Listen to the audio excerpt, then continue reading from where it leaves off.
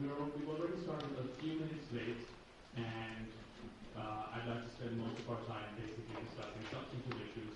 So I'm going to skip with detailed introductions and just let you know that the people from my right on is the Ambassador Ashley Wills, Lisa Curtis, and Dr. Amy Lauren. After are going to be our three panelists.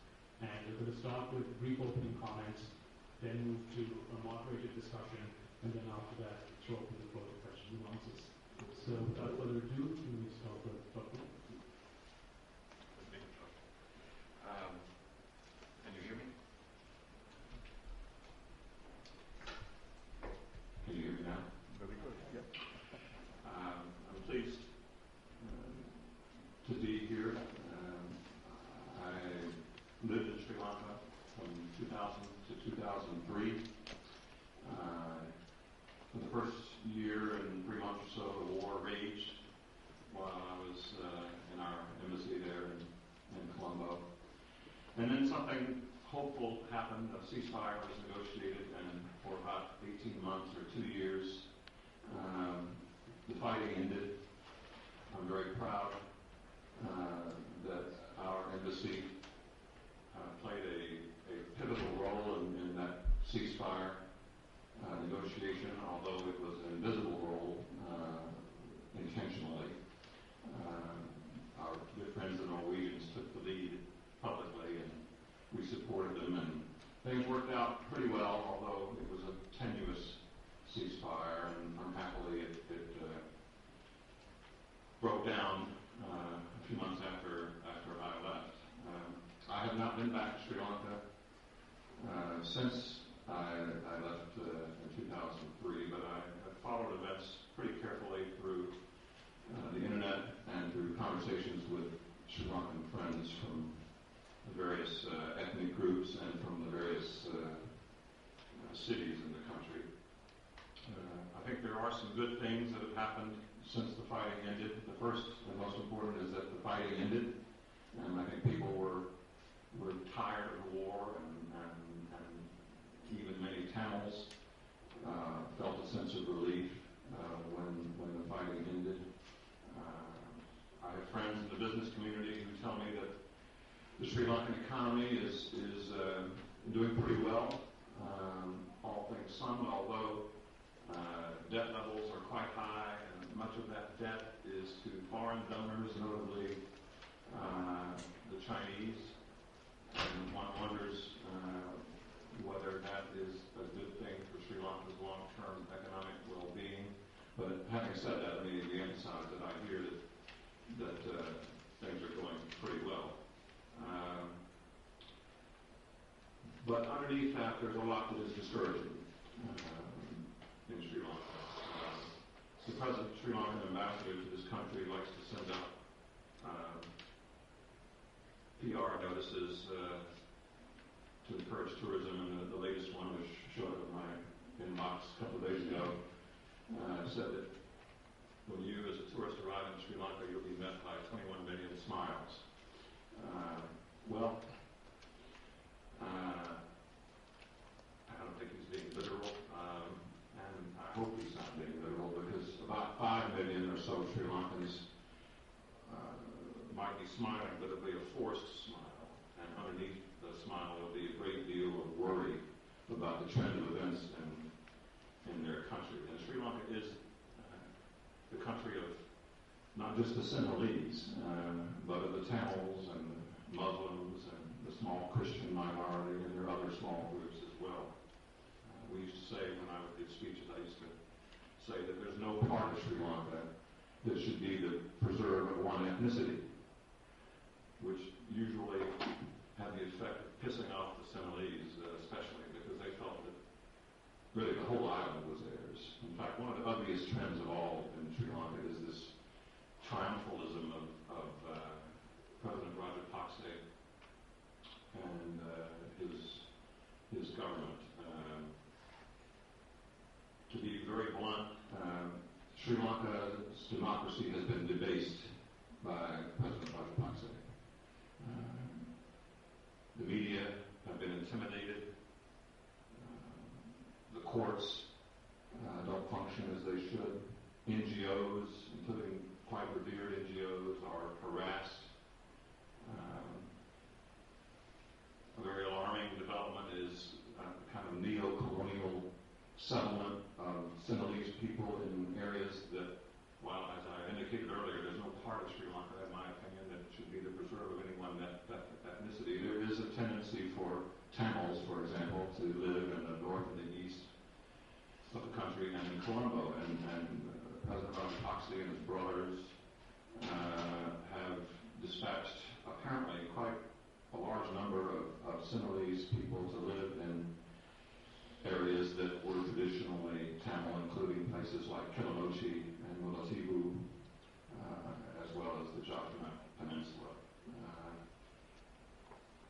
These recent elections, perhaps my colleague will refer to them as well, were notable in that the government's favored candidates mainly lost. Of the 38 seats, I think 30 were won by opponents of President Rajapaksa's party.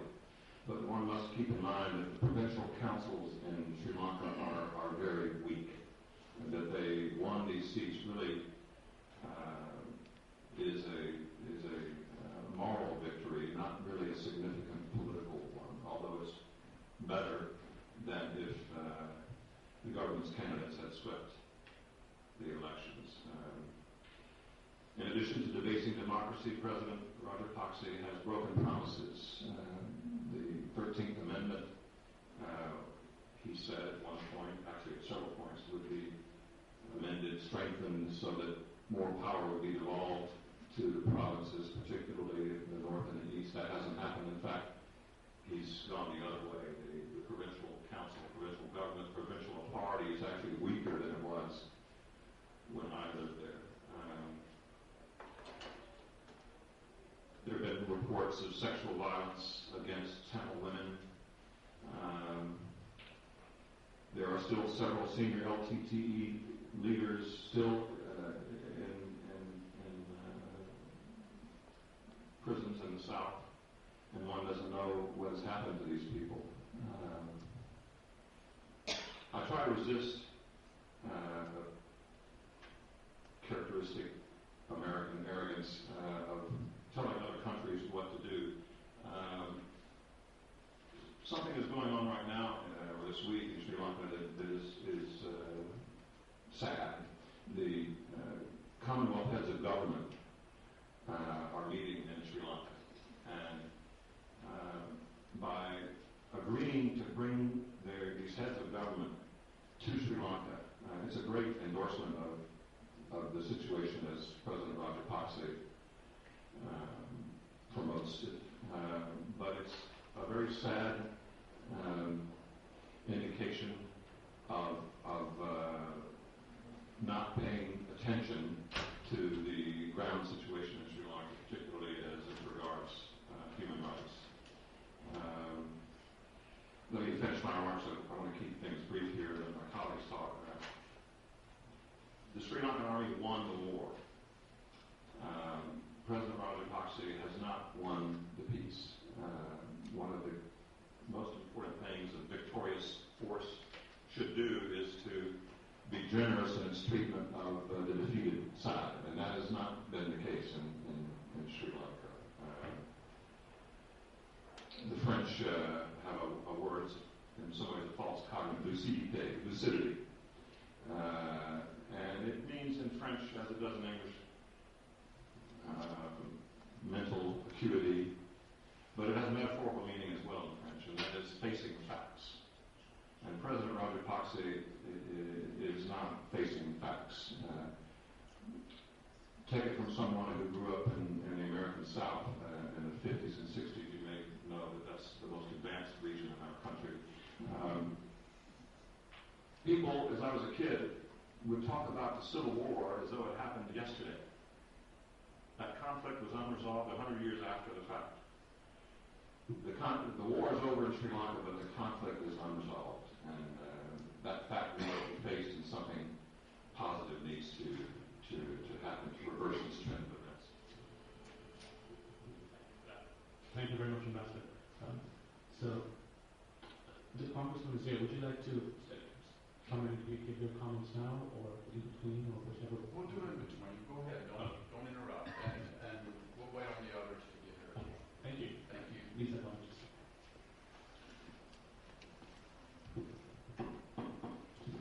Great. Well, thank you very much, Sadnan, and my fellow panelists. It's an honor to be here with you all. And the first time I was in Sri Lanka was in 2002 when Ambassador Williams was ambassador there. And the thing that sticks out to me is at the time there was an Indo-Pakistani conflagration over Kashmir. And at the time, things were really positive in Sri Lanka. They had just reached a ceasefire agreement. There was a lot of hope. So that was my first experience with Sri Lanka. But let's fast forward to now, and I'll give you a few remarks on how I see the situation now. So for the first time in 25 years, Sri Lanka held elections to its Northern Provincial Council. As Ambassador Will stated, they won soundly the Tamil National Alliance, as people expected. And I think this did mark a significant step, probably the most significant step that the government has taken since the end of the Civil War to begin to address the grievances of the Tamil community. And I think these elections could mark a step forward in bringing reconciliation in the country. However, for this to be the case, the council must be allowed to operate freely according to the 13th Amendment of the Constitution. And there certainly is concern that the government may try to roll back the 13th Amendment. India's National Security Advisor, Shiv Shankar Menon, during a recent trip to Sri Lanka, apparently warned the Rajapaksa government against changing the 13th Amendment, and basically said this would be a violation of the Indo-Lankan Accords, which were signed in 1997. So the land rights issue is a major issue. More than 1,000 court cases have been filed by landowners who lost land during the fighting, and the Sri Lankan military has reportedly seized land for what it calls security and development purposes. So I think restoring these property rights is going to be an important element in moving the reconciliation process forward. So it's no secret, and Ambassador Willis has spelled out very clearly, that U.S.-Sri Lankan relations have really been on a downward spiral in the last 4.5 years. But I think it would be a mistake for the U.S. to simply write off Sri Lanka or allow relations to deteriorate even further. I think it's in the U.S. interest to try to remain engaged and increase diplomatic, political, and economic engagement with Sri Lanka. With the rise of China and Beijing's increased influence and presence in South Asia, Sri Lanka has taken on an increased geostrategic significance for the U.S., in my opinion. Now, obviously, the U.S. can't afford to overlook the human rights concerns and the government's troubling steps that are undermining the democratic process in the country. And the international community rightly continues to demand that the government allow a full investigation of the human rights violations that occurred in the final days of the end of the Civil War in 2009. And while the government's plan of action to implement the findings of the Lessons Learned in Reconciliation Commission, the LLRC, while these are welcome, there is concern that this is merely window dressing that the government has no intention of actually implementing. And of course, the LLRC was created in May of 2010 with a mandate to investigate what happened between February 2002, the establishment of the ceasefire agreement, and May of 2009, the end of the Civil War. Now, the LLRC has listened to 1,000 witnesses, over 1,000 witness testimonies over an 18-month period, and has offered recommendations pertaining to treatment of detainees, investigations into civilian fatalities, missing persons, and it actually acknowledges that investigations into human rights violations are a vital component of the national reconciliation process. So the U.S. has obviously registered its concerns by leading the vote in the United Nations Human Rights Council to censure Sri Lanka, calling attention to the human rights abuses and indiscriminate killings of Tamil civilians at the end of the war.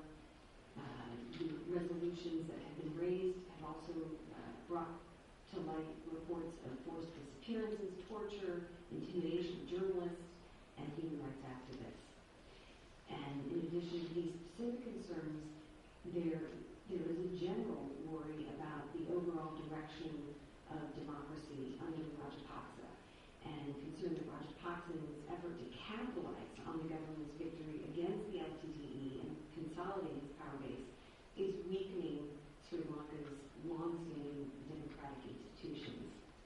He's, of course, removed term limits from the executive. He's weakened the independence of the judiciary. Dozens of journalists have fled the country, reporting intimidation. Amnesty International says that at least 15 journalists have been killed since 2006. And the most high-profile case was that of Lasanta Mukamantana, who was a newspaper editor, critic of the government, who was shot and killed on his way to work in January 2009. I often hear complaints from my Sri Lankan friends that the U.S. is quick to criticize the government on various issues, but gives little acknowledgement when the government moves in a positive direction. And that is why I think it is important to recognize the holding of the Northern Provincial Council elections as a positive development. Rather than dismissing the exercise out of hand because of doubts about Rajapaksa's intentions, I think the U.S. should seek to hold Rajapaksa's feet to the fire and try to build on this election as a stepping stone to national reconciliation. And I think the U.S. can use some of the positive momentum from the election to increase engagement with Sri Lanka on other issues like trade, business cooperation, and even maritime issues. And as I stated at the outset, given the downward trend in Washington's relations with Colombo, Sri Lanka has increasingly reached out to the Chinese for economic and other assistance. So despite the frustration that is felt with the Rajapaksa government, I think there are sound reasons to remain engaged with the country.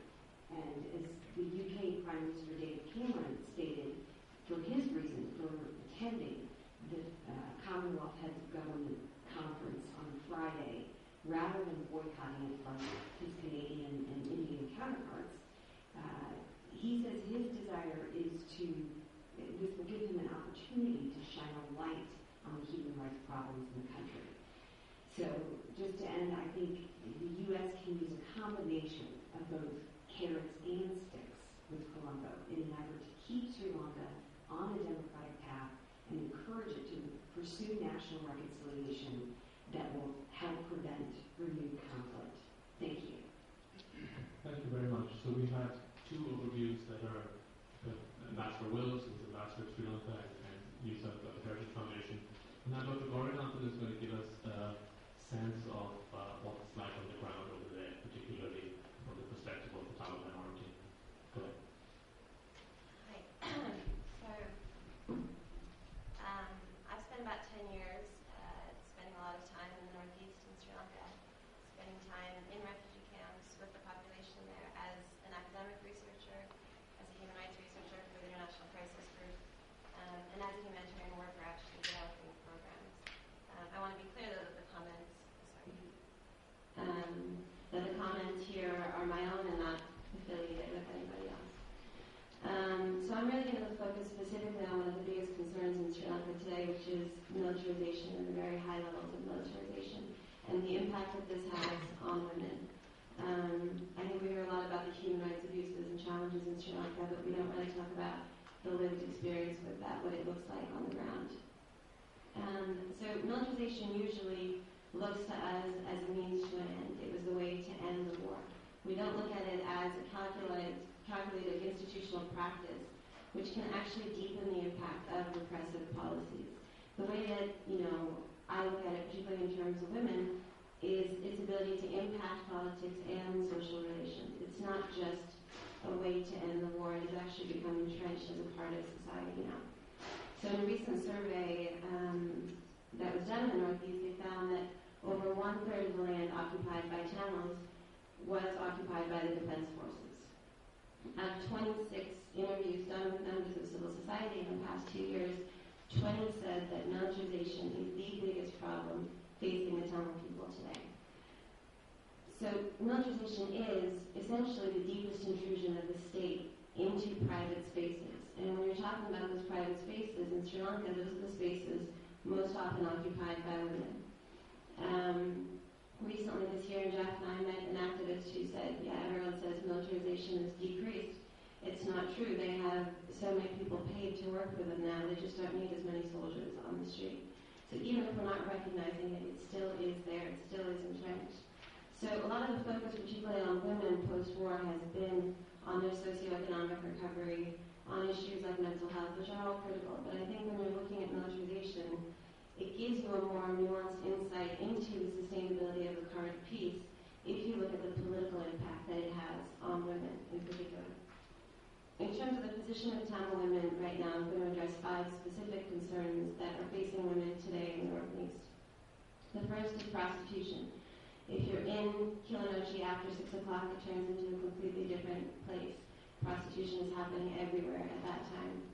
And this is, according to much of international standards, it is a form of sexual violence. If they are coerced because they have no option other than for money, or in exchange for access to detention, or in exchange for their own security because they're a female-headed household, it still is a coerced exchange, so it is a form of sexual violence. It's highest among the war widows. There was some 90,000 war widows. Amongst young girls who entered into early marriages at the end of the war, so they wouldn't be recruited by the LTT, and so technically they're 14-year-old divorcees. Prostitution becomes high amongst that category. Women who are abused in detention and were detained for being affiliated with the Tigers, they also are very likely to become prostitutes. The prostitution takes a number of different forms. The military and other intermediaries sometimes offer to take girls in groups for jobs elsewhere because there's no jobs in the war. The conflict areas like Kavani, those jobs usually turn into some sort of prostitution ring. Issues like trafficking are a little bit hard on an island, like Sri Lanka, and you have to have freedom of movement in order to have human trafficking, right? So people have found that actually taking the risks of being a prostitute is easier than the risks of trying to leave the area. So it's a strange sort of forced mechanism where you're deterring trafficking and you're encouraging prostitution. From the community perspective, in 3 or 4 separate town hall meetings, these NGOs had set up these conversations to talk to Tamil women about the evils of prostitution and how terrible it is. And more than once, women stood up and said, well, they're going to pay me 1,000 rupees, which is less than $10 a day, and I have 3 children. Who else is going to pay me that? So from the perspective of the women, this is their only viable option at the moment. Rape, I think rape you have to look at in 2 phases, at the end of the war and where it is now. It is an ongoing concern. The International Crisis Group report that we did highlights this issue. I spent a lot of time in church with women who were raped at the end of the war. And there was one woman who was friendly with a soldier in the camps, and then he came to visit her in a resettled village. And he asked for her hand in marriage, and at that time, they were lower caste, they didn't have anything to offer a dowry. She was getting older, so the parents said yes. He took her to meet his family, and on the way they stopped in a lodge, and he raped her there, and then she went back. He said, go back to your village and I'll come find you. And when she found she was pregnant, she went to look for him, and she found he was married and had a family, and so she went to this church to give birth to the child. And when I met her, she had given birth 3 days ago, and she had looked at the child once. And this church had 150 women in a space much smaller than this at one point who were pregnant under the same circumstances. A more recent issue that's come up is the question of coercive population control, where women are being told that they should come for a vaccine or for purposes of malnutrition to get an injectable put in that is actually birth control. It is removable, it is temporary, but they were not aware of what was happening. They were not counseled as to how this works. And then they went home to situations where their husbands were not happy that this had happened, again putting them in a vulnerable situation. This is what's happening now. There were reports at the end of the war of forced abortions, and that was due to the fact that women were told that their children were exposed to chemical weapons and that they had to abort the children or they'd be deformed. So there are 2 sets, but all under the general category of coerced population control. Levels of suicide, there are very high levels of suicide happening right now, young women between 18 and 24. Interestingly, there's a new study that looks at how many of them are participating in microfinance programs and how the interest rates from those loans have led a lot of young women to commit suicide. So this helpful intervention that we're doing is actually creating a whole other problem. Domestic violence, there's been a huge rise in domestic violence because of alcoholism and depression amongst men. So our response to this has largely been, obviously a lot of these things are tied to poverty, they're tied to class. So our response has been through the development lens, which is important. There should be programs for women. Unfortunately, you're seeing a lot of things that are just largely ineffective. For me, I don't understand how a woman is raped giving her 3 chickens and a cow is going to help that. And that's essentially what's happening. We're handing out chickens and cows everywhere and sewing machines. And a woman I met recently who was raped, they gave her 3 chickens in the jungle, and they said they would come back the next day with a cage. They didn't do that. And so now she's got 3 kids, 3 chickens who are dead. A lot of these interventions, at one point there was a USAID-funded garment factory in the middle of nowhere. So that's going to be young women who are there. Right next to that was a massive military encampment. And then for miles around, nothing else. It doesn't make any sense. I mean, why would you set up that situation the way that it was set up? So these are things I'm talking about that happened at a large scale at the end of the war, but there are ongoing violations. Now, I think the U.S. did play a role in the peace that eventually happened, but I think what we also said at that time was that human rights matter less than the war on terror. And that was a statement that was made by the international community. Let's finish the war on terror, and then we'll think about human rights. So what that did is it created the conditions for these to continue, for ongoing impunity against these violations. Francis Harrison has recently talked about this on BBC. There are continued reports of rape and torture happening on the island. So if you look at the options for women locally, there is no space for redress. So they know that these things happen, and there's absolutely nothing that they can do about it. So in this militarized space, you shut down the options for protest. And what a lot of people refer to is a fear psychosis amongst the population. A number of people have said the Tamil people are paralyzed by fear. And one woman said to me that she was afraid to walk, afraid to talk, afraid to see something that might be suspicious, that you survive by being deaf, mute, and blind. And this is what militarization, the other side of militarization, is surveillance. The paranoia that comes from post-war on terror. The surveillance itself is enough to get into the psyche to break the capacity for political action. People are terrified of their own family members. They don't want to have any affiliation to anybody who may have an affiliation to the Tigers. Unfortunately, you're talking about a population that almost everybody has a connection to the Tigers. Every single family. The government and the army will brag, well, we know what people eat for lunch. Nobody gives birth without me knowing that it's happening. So that's the level of surveillance that you're talking about. Internationally, the options of dealing with this, what we've been doing a lot of in the past few years is searching for information, for evidence, for women who are raped and women who are violated and forced abortions. I think that sometimes we do this work and we don't think about what it's doing. For that woman to come in London to meet me on a subway in this huge coat on top of her sari, she's already struggling in a new country, it's freezing cold, she doesn't know how to use the tube. Then she has to sit in some coffee shop and tell me this horrible story of how she was gang raped and relive it all over again, but it's the least of her concerns because she has much bigger concerns. And the only thing that I can tell her is that maybe there's a slight possibility that we can do something about this. So instead of continuing with this sort of obsessive search for information, the U.S. government, the UN, and the NGOs had enough information. The question is, what are we going to do with it? And, we can't keep going back and torturing these women and getting more information out of them. And finally, I think a lot of, what's important with the way we look at women here is understanding the position of women. That sometimes people say in the Tamil community, women are facing dual marginalization. They're marginalized by being Tamil, and they're marginalized by being women. It's actually much more than that. There are multiple forms. First, they're marginalized by the state. Then they're marginalized by class. Then by ethnicity. And then within their own community, if they were a widow, if they were raped. The women who I met who were raped said they didn't even want their fathers to know. If they were affiliated with the Tigers, if they attempted suicide and were not successful, if they were beaten. So you're pushing women further and further outside the want to see the emotional impact of all these things, but we have to look at the political impact. The women that I interviewed, when these things happen, and when you're raped and then you're pushed outside of your community and your family and everything, you start to think about concepts of justice and revenge and equality. You start to form a political identity. And this was something that the Tigers understood and others have understood, but we still don't really think about. Particularly now in Sri Lanka, we apply this sort of victim narrative to women, and what happens is, it's interesting because we've applied it to sort of all Tamil women, all Tamil people right now, that they are sort of the victim in this situation. But what that narrative does is it makes us not expect political action. If someone's a victim, you can't expect them to act politically.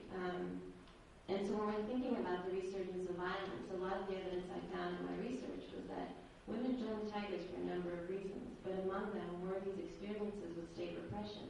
And not necessarily that someone, you saw your father killed in front of you, but that you lived in a militarized society, this indirect form of repression. And so particularly from, there's a lot of nostalgia now. People will say under the Tigers it was good for women, and now women have to sell their bodies.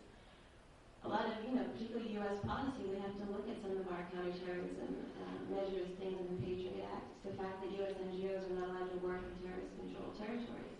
It is counterintuitive because these women now have been impacted. It's shaped their political identities, and the only avenue is a violent mobilization. There is no nonviolent civil society available to them. So at this stage, I think that this is an opportunity to engage women politically on the island directly.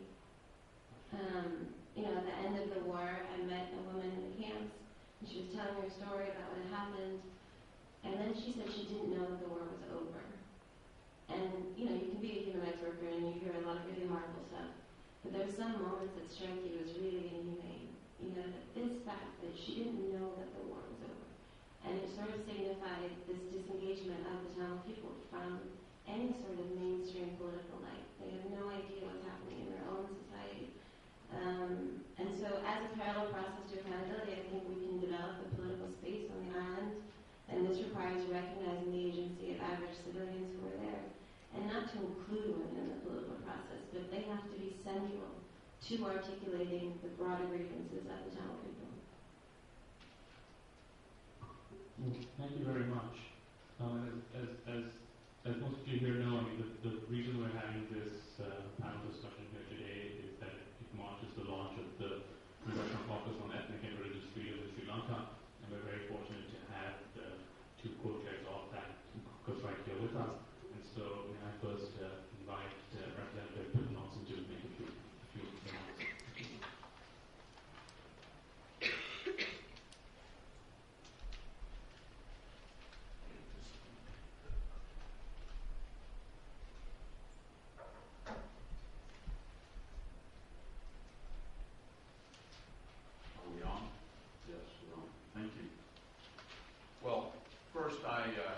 I would like to say thank you to our moderator, Salanand Dumay, and all of our panelists for their participation today. I appreciate you folks being here as well, and I look forward to hearing more as time goes on. I mean, some of the comments that you've already made have enlightened even more what we know is going on in Sri Lanka. I look forward to seeing where the situation in Sri Lanka goes, as well as the United States-Sri Lankan relationship. I'm proud to be a co-chair of the Congressional Caucus on Ethnic and Religious Freedom in Sri Lanka, along with my esteemed colleague, Representative Danny Davis. The focus of this caucus is to increase awareness and educate others on the issues related to the protection of rights and identity of ethnicities and religions in Sri Lanka, including the Tamils, the Christians, Muslims, and others who are being excluded from society, from the economy, and from political life through discrimination, harassment, and persecution. On May 18th, we commemorated the 4th anniversary of the end of the bloody 26-year civil war in Sri Lanka. The last stages of the war were met with serious allegations of war crimes, including the Sri Lankan government's treatment of Tamil civilians within so-called no-fire zones, attacks that were a blatant violation of basic human rights. However, the country has yet to implement a viable plan for lasting peace and reconciliation. Furthermore, troubling reports from UN High Commissioner for Human Rights, Navi Pillay, noted numerous instances of human rights abuses from her visit to Sri Lanka just this past August. Her reports of land grabs by the military and of ongoing human rights violations, including threats to freedom of expression and media and other forms of violence, were also described to me recently by Tamil members of Parliament who I met with to hear their views on the current situation in Sri Lanka. Not only is it of paramount importance to reach reconciliation to establish a peaceful coexistence among the people of Sri Lanka, it is vital for reaffirming a long-lasting relationship with the United States. In my view, a strong relationship between the U.S. and Sri Lanka remains an important goal and would be mutually beneficial in several ways, including regional security interests, trade ties, and a lasting friendship between those with shared democratic principles. By increasing awareness of the situation in Sri Lanka, it is my hope that we can come together as a caucus to encourage the government of Sri Lanka to implement a viable plan for lasting peace and reconciliation, to ensure that all those responsible for war crimes and human rights abuses are held accountable, and to address the underlying issues of discrimination and violence that sparked the decades-long conflict. It's been a tough time for the people of Sri Lanka, particularly the groups that I have mentioned. I'm sure many of you have seen some of the videos. They're shocking what has transpired there. So any work that we can do to shed light on this, what I believe is a critically important issue of human rights among people, civilized people, is very, very important. And I'm honored to play even a small role in that effort. And with that, my colleague, would you like to come to the podium now? Thank you very much, Yvette. Well, thank all of you for being here. As a matter of fact, I was delighted when I looked into the room and saw the number of people who were present. Of course, I'm Congressman Danny Davis from Chicago, Illinois. And I was just thinking of how I got involved with Sri Lanka and this issue. I want to thank my colleague from Ohio for agreeing to co-chair the establishment of a caucus that deals specifically with an issue that in many places within the United States of America, they're not big population groups that we necessarily say we represent. I would imagine that in my congressional district, which includes all of downtown Chicago, all the way out to almost DuPage County, I would suspect that there may be 500 or 600 individuals who would identify themselves as seriously engaged in this issue. I have the good fortune to travel to Sri Lanka. It's the longest trip I've ever taken, the longest airplane ride I've ever had.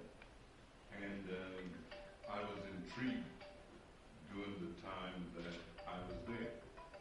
I was totally amazed at the issues and trying to understand the basis of the conflict.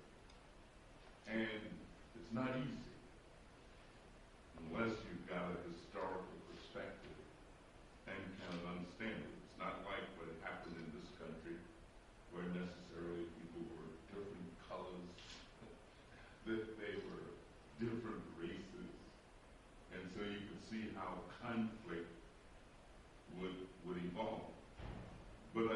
what I have learned is that, and I must admit that the war was still going on. The person that I spent the most of my time with while there was assassinated. Very same year, he and his wife were coming out of church during the holiday season, and they were killed. And of course, he was a member of parliament, representing the Tamils and representing an area. While we were there, we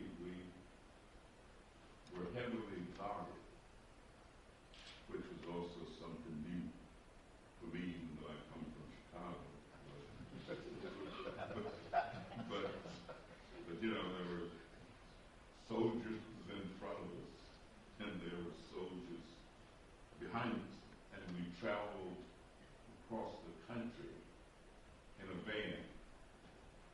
And I recall a reporter saying that we were on some kind of, exotic trip. And I said, well, if this is an exotic trip, it's not one that you'd like to take, because we rode in a van from the time that we were there until the time that we left. But by the time I left and came back, I mean, at that time there were in some areas, two governments existing side by side. I'm saying two Supreme Courts, two justice systems, two police systems, and it wasn't easy to understand it. I think over the years I've evolved into a better understanding of the struggle. And I think I better understand how difficult it seemed to be for people to totally get beyond it, and how difficult it is for people to let go. That is, those who have been described as the dominant forces.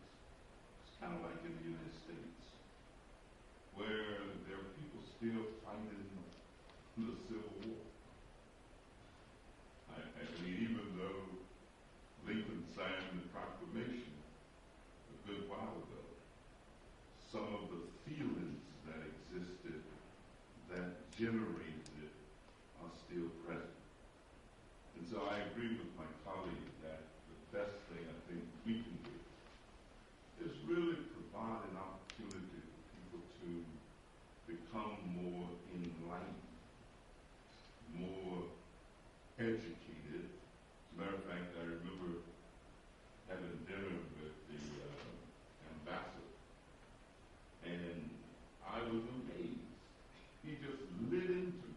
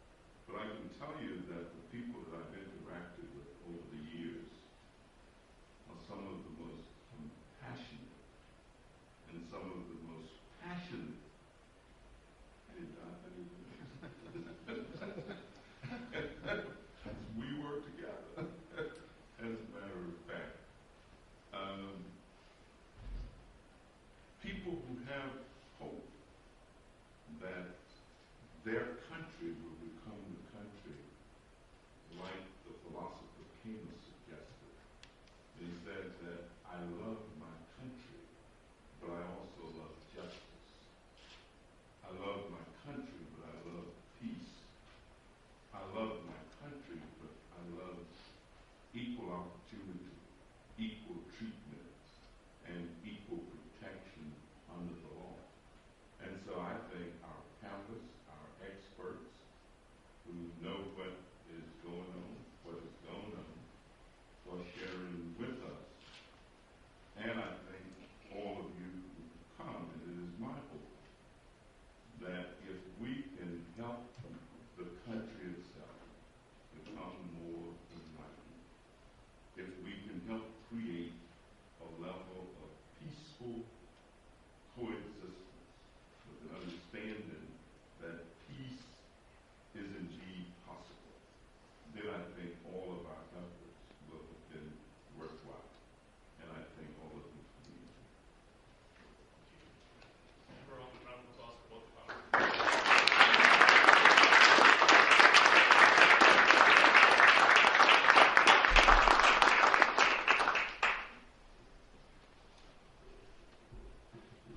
I'm going to start with Lisa. Now, we don't have a Sri Lanka government representative or a representative of the, shall we say, the Sinhalese view here. So let me play devil's advocate for a moment. 2 years ago, we had a similar panel discussion at AEI with me, where you spoke. And as I recall, at that time, two of the big complaints, two of the big concerns that we had here in Washington was that refugees had not been resettled. There was a very large refugee problem. And that provincial elections, there seemed to be no provincial elections in sight. And provincial elections and a certain amount of allowing the Tamil community to run its own affairs was, of course, a very sort of basis for having any kind of reconciliation. 2 years later, the government would argue that they've actually been fairly successful in terms of on the refugee resettlement issue. We don't have very large numbers of people living in camps. And that they have in fact held a provincial election. So my question to you is, how do we gauge how much of this is being done in good faith? How much do we gauge that, well, are they simply not moving fast enough, but are they moving in the right direction? Or are we in fact seeing a backsliding? And I think this is sort of, you have these two views, these are the two views that are sort of colliding against each other. So if you could just separate that out, would be very helpful. Yeah, I think it's very difficult to judge intentions. I think, the way the international community should judge what's happening in Sri Lanka is by actually what's happening, and tangible actions by the government. There has been progress with resettlement. I think we have to acknowledge that. There were hundreds of thousands of people in camps right after the war, and my understanding was most, if not practically all, of those people have been resettled. So that is one point of progress. You could look at the LLRC, the fact that the action plan, is out there, that there is some acknowledgement of the need to follow up with these actions. I mean, we have to hold the government accountable. We have to hold their feet to the fire, because certainly they have not implemented that action plan or come close to implementing even a large percentage of it. So, I hate to say, glass half full, half empty. I think it's probably more empty than full. But I think if the goal is to see more progress toward reconciliation in the country, I think we're going to have a better chance of achieving that if we do acknowledge even those small steps that the government is taking in that direction. And I do see the holding of the Northern Provincial elections as one of those small steps. It's certainly not the end game, and we certainly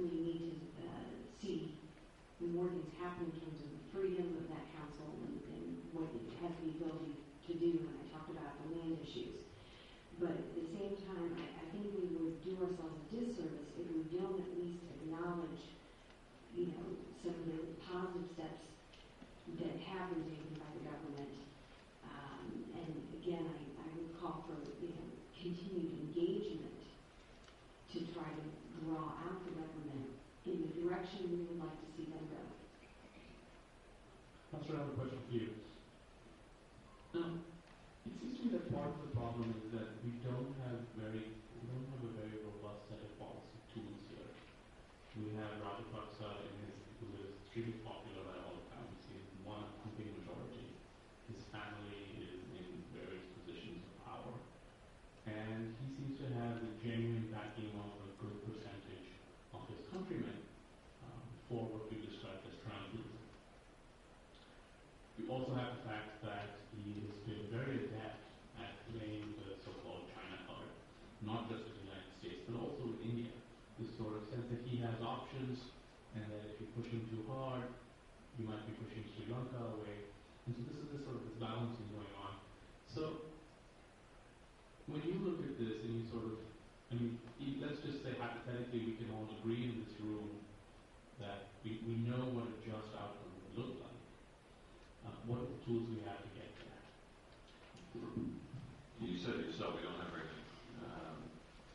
Our relationship with President Rajapaksa and his government is not good. Lisa referred to that. It's been a steady decline. Our trading relationship isn't much of a tool because there isn't much trade between Sri Lanka and the United States. Sri Lanka would like to do more, but we are reluctant to enter into more ambitious trade agreements with the country as long as these other problems exist. Our military has limited interest. It had more interest when the LTTE was still in existence because of the opportunity it gave our special forces to train Sri Lankan troops and to learn about the special circumstances of warfare there. People talk about the geostrategic location of Sri Lanka, the Chinese threat. I'm not sure how real that is. I'm not sure that Indians who have, I think, the most influence and who have the most to gain from a stable Sri Lanka, a democratic Sri Lanka respecting human rights. They've been reluctant to the Indians to get more deeply involved, but for several reasons, the most notable of which is their horrific experience in the 80s with the military forces they dispatched to the country in an attempt to bring peace.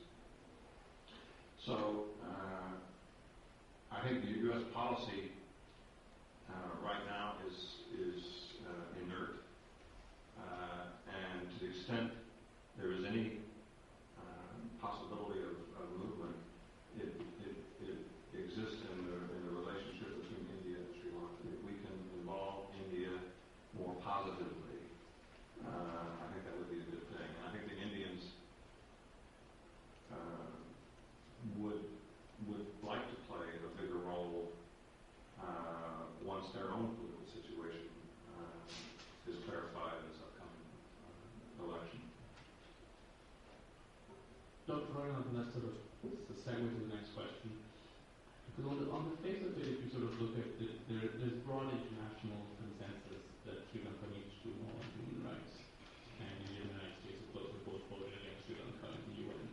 But if you look at that more closely and you begin to break it down, I would say that in Washington there is greater concern about justice for some of the crimes that were committed in the closing stages of the war. Not only, but there's a great deal of concern that there must be some sort of justice for that. Whereas when I speak with people who follow this in India, the emphasis seems to be much more on things like the 13th Amendment, moving forward. Stuff happened back then, now let's look ahead. Do you think that there's a way in which we can bridge that to be more effective together? If you were making policy, how would you address this question? Well, I'll start by I think it's connected to your first question to my colleague. I think to start off, it's not a question of recognizing the government's positive steps. It's about maintaining standards for action. The reason that the camps were problematic is that they were internment camps, that there was barbed wire, that people couldn't leave, which is against international standards. Now, when you move people to a resettlement space that is also a controlled space, controlled by the military, without the wires, but still a controlled space, then it's not a question of did they make the correct action, but what are the standards that we're upholding here? If we can't have political freedom, then certainly as bare minimum, there should be freedom of movement.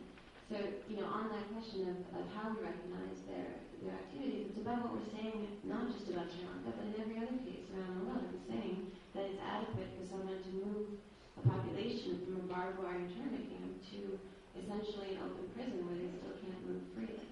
So I think that's, where it gets complicated. On the question of, the past and the future, I think with the international sort of attention to what's going on now, part of the problem is that people forget that in the last phases of the war, the U.S. government, the UN, India, and others knew what was happening. They knew the violations that were happening. They, in some ways, were part of various collective conversations that allowed these things to happen.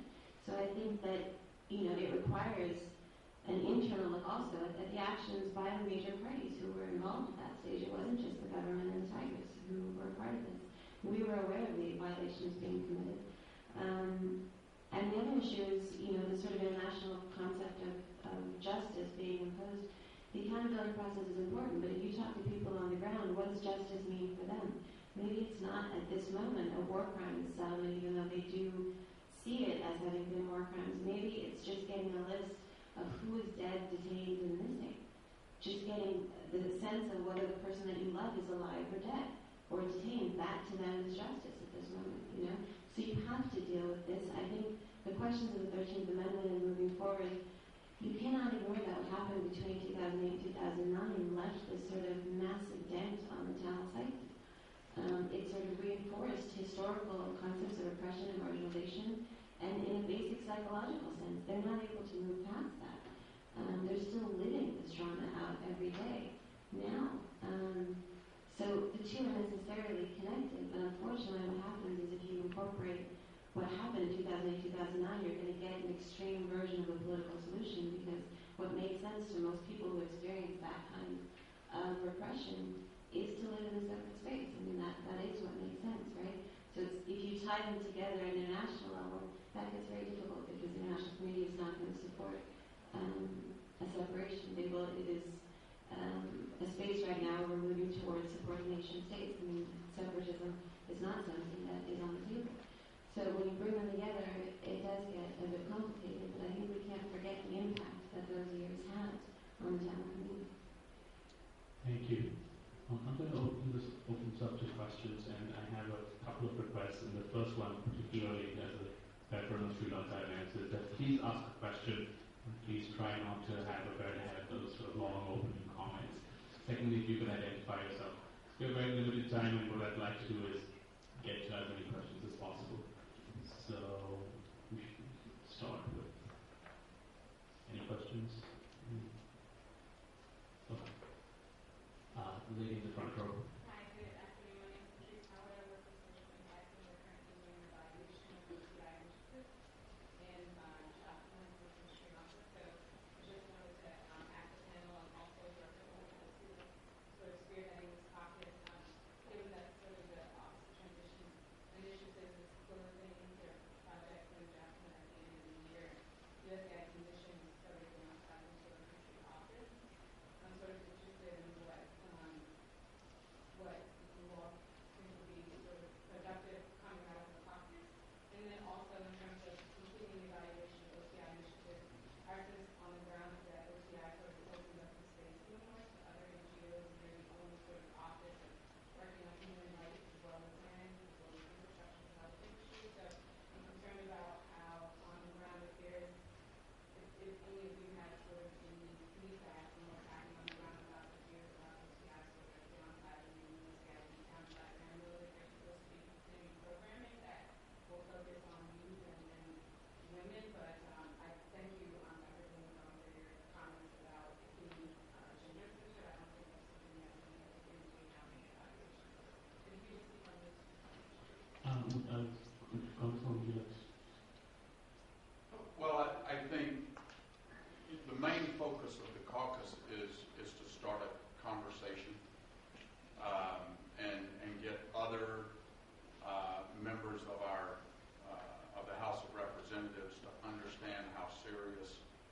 the situation is. I'm not sure I caught everything in your question. But in my view, I spent 26 and a half years in the United States military. So I'm a person that says a lot of talking and not a lot of action doesn't produce a lot of results. So I think at some point, once we understand more, we're going to have to begin a process of validating for the world's eyes, not just a few, but the world's eyes on what's going on there, with an eye toward a community of nations, whether it be the UN or others. I certainly believe, from the articles I've read, we've got to be concerned about the interest of the Chinese in the region, and so it has some national security implications for the region and for America, and security implications for the region as well. So the first step of the caucus, obviously, Representative Davis and I, we do not yet speak for the entire House on this issue. I think our role is to elevate this issue to a point where we can get others amongst our membership in the House to help them understand the concern and help them begin to develop the same kind of concern that we do. And then once we get to that point, then we can start talking about what actions we need to take. Dan? And to keep, I think, as much interest as we can. I almost said to you that you might have to re-enlist. And it's Yeah. that you're accustomed to doing things more than talking about it. Good point. Around here, we always say that after all is said and done, more is often said than done. But I think one of the things that you learn around here is that change is often a rather slow and subtle process, and that change is about as much content as it is process. And so both of them have to come together. And ultimately, if one understands that, their frustration level is not as high. And, I've come to understand that change is often far more covert than it is overt. And that if the process keeps going, ultimately you will see differences. You'll see things happen, and you won't even be able to pinpoint when they happen. Or you'll see attitudes begin to be different, and you can't pinpoint when the change came about. But you just know that it's different today than it was 10 years ago. And I think that those of us in this kind of business, in this kind of work, who have this kind of interest, that's something that we had to learn so as not to be anxiety stricken. I try and pace myself with the understanding that a song that Sam Cooke used to sing, when he said that I was born by the river in a little tent. And just like that river, I've been running ever since. It may be a long time coming, but I know some change is going to come. And I think we reconcile ourselves to that. Somebody may introduce something today, and it may have some serious chance of passing 10 years from now. But you got to keep it going till you get to that 10-year mark, and then it happens. So I think that's kind of the way we see it. Can I just comment on the practical aspect of that? Because we just have a few minutes left. And just one follow-on to that, and I think Representative Davis made a very good point. Here, there is a lot of talk. There are, oh good grief,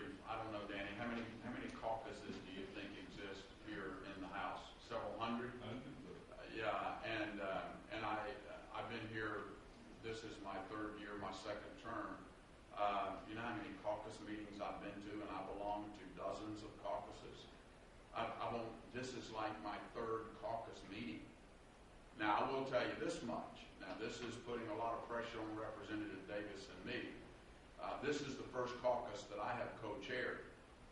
And I'm not a sit back on my fist and lean back on my thumb kind of guy. So we're going to be working this issue. And so I'm hopeful that this caucus will be a little different in terms of keeping the issue out in front and moving the ball forward. Change is hard here because every 2 years we have a new flurry or a new group of thoughts and ideas that come in. So you have little brief windows with which to capture people's attention. But if we keep pressing the pedal, if we keep pressing the issue, we'll make some progress, and that's what Danny and I have committed to do.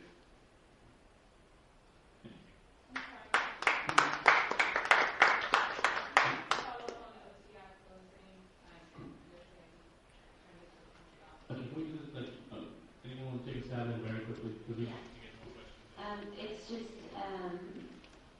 Sri Lanka was classified as a middle-income country, so there was a large pullout of aid organizations and NGOs. In a more extreme way, the UN pullout of human issues would have the same impact. The concern now is with things like OTI scaling back is that civil society in the Northeast is in such a fragile space, just starting to rebuild, that'll really affect the rebuilding of town civil societies when these groups start to scale back. So that's one of the large concerns I would note about that. Thank you. Sajid. One person. I think we spent a lot of time looking back and sort of looking at 2009 now. So I think a lot of what we kind of have to do is move forward and say, what's next? I think as we look at the next session of the unit, so everyone's talking about commission and everything. But I wonder what the practicalities of something like that, or what you all do as sort of next things that U.S. policy can do to help sort of create some kind of change that needs to happen. Lisa, if you want to correct me.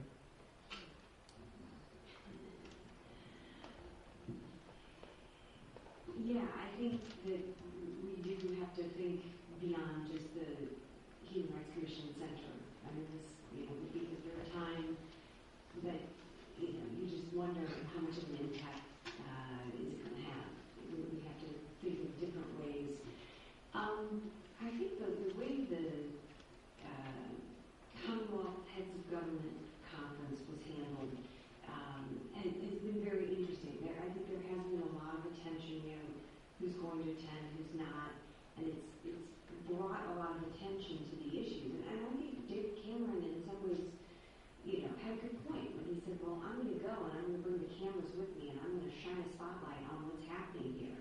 And that's why I keep talking about the importance of engagement. And it kind of goes to the practical point of our aid engagement. And, I think it is concerning that we're pulling back our aid projects, particularly in the areas that probably need us most right now. So I think that, to the extent that we can talk about these issues, but in a way where, we're bringing a focus, an international focus, and not looking as if we want an excuse just to beat up, the government. That look, we're talking about real issues, real concerns, and drawing out specific cases. I thought my colleagues'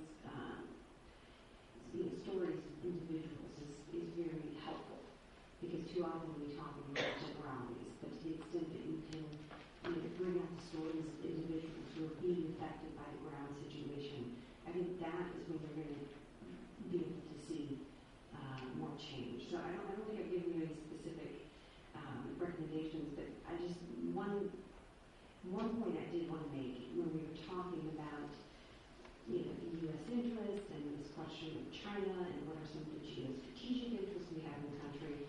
When I talked to senior officials in our Pacific Command, they're really eager to engage in more cooperation with Sri Lanka, and they're very frustrated. It's not that they think, well, we should just push ahead and ignore frustrated with the Rajapaksa government because I think they're saying we could be doing so much that would be beneficial to Sri Lanka. Yet, the way they're not addressing these human rights issues, the way they have their head in the sand when it comes to dealing with some of these issues, it's really preventing the U.S.-Sri Lanka relationship from expanding in ways that through meeting its full potential. Really, is what's happening. Time for one last question. Does anyone else have? Yes, gentleman in the middle. My name is Nathan Horiak, an ordinary American citizen, represent nothing except myself. I'd like to applaud both Representative Davis and Representative Johnson, because as somebody of South Asian descent, this issue is weighed heavily on me. Our Prime Minister was killed, assassinated, 30 plus years ago, and what goes on in South Asia affects quite a substantial population or affects the rest of the world.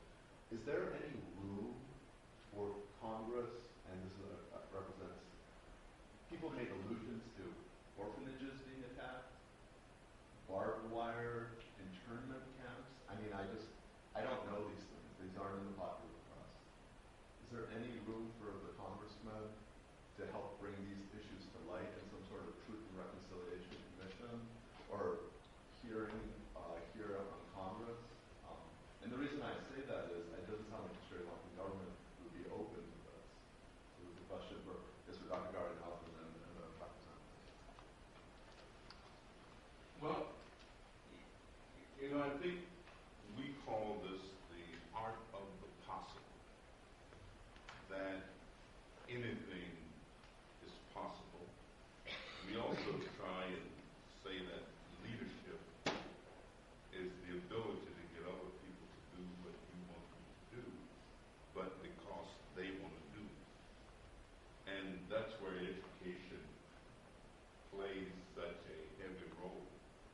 Because if people agree to things, and I guess I'm old enough, my hair is gray enough, that I've seen things change.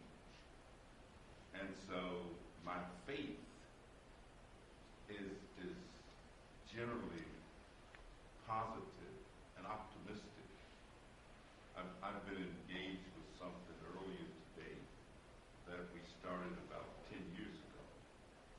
And there wasn't much interest in it, but today we reintroduced the bill with heavyweight members of the Senate, both Democrats and Republicans, as original co-sponsors of the bill. And 10 years ago, that would not have happened. I'm saying it deals with reentry, that is trying to assist individuals who've been convicted of crimes to successfully reintegrate back into society. And so we've had a full day of activity with people like Senator Rob Portman, who's a Republican from Ohio, and is very supportive. But we also Senator Leahy, who's a Democrat from Vermont. Myself, who's probably called a very liberal Democrat. I'm saying I get attacked sometimes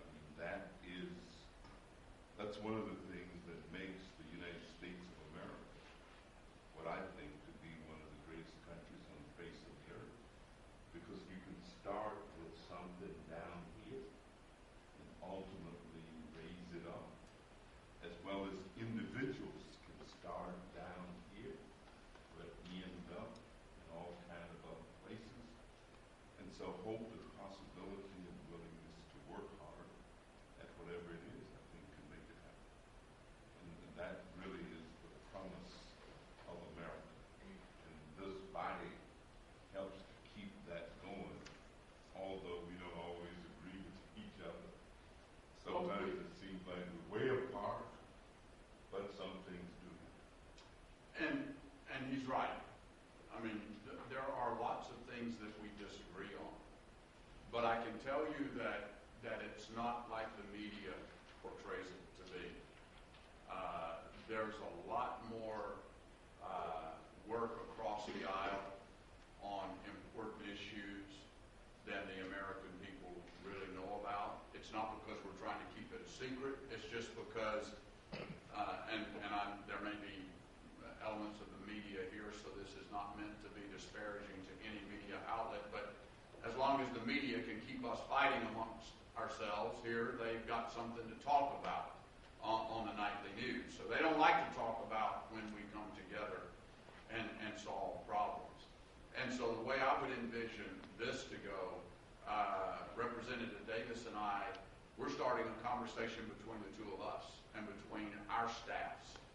That's going to spread as he brings members from his side of the aisle, I from the other side of the aisle, and as we mutually begin to work and the interest in this topic begins to take on, then you're talking about potential hearings on the topic, maybe in foreign affairs or other areas. And then when we start having those kinds of hearings, you're talking about within the administration starting to talk differently about how our ambassador to the United Nations deals with the topics when they go sit across the table. And eventually, the doorbell rings in the leadership in Sri Lanka, and they get the message that America is very, very interested in this, and it's time to take a serious look at what's happening. It is a process. It's a difficult course to navigate sometimes because there are those out there that would like to distract us and put us working on other things. But perseverance, stick-to-itiveness, and commitment, those are the things that's going to make this happen. That's a long answer. The short answer to your question is yes. There is a way that the U.S. House of Representatives can influence not only America's view, but the world view of what's happening in Sri Lanka, and that's what we're going to try to do. Well, on that optimistic note, I'm going to call these proceedings to an end. It's been a wonderful afternoon. I just want you all to just can we have a round of applause to both the conferences?